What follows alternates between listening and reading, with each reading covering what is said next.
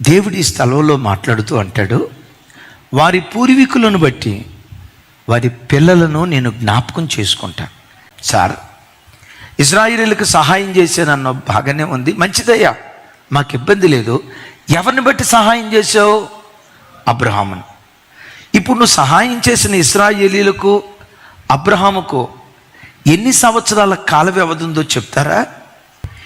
ఇశ్రాయేలుని ఇక్కడ జ్ఞాపకం చేసుకునేటప్పటికీ ఈ ఇశ్రాయేలీయులకు అబ్రహాముకు ఎంత కాల వ్యవధి ఉందో తెలుసా? 2000 సంవత్సరాల కాల వ్యవధి.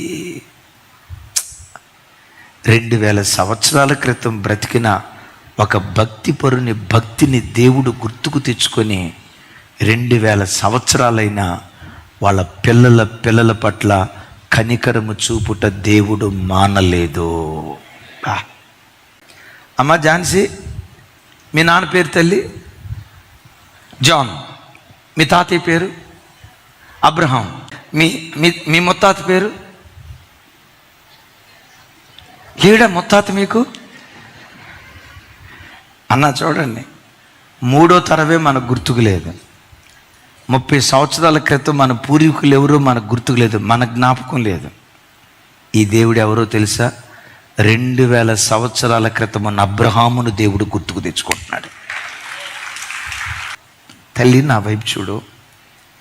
దేవుడు నీకు ఇచ్చిన ఈ చిన్న జీవితంలో నికార్సైన భక్తి జీవితం చేయి. నువ్వు చనిపోయిన 1000 సంవత్సరాల తర్వాత కూడా నీ పిల్లలను దేవుడు గుర్తుకు తెచ్చుకుంటాడు.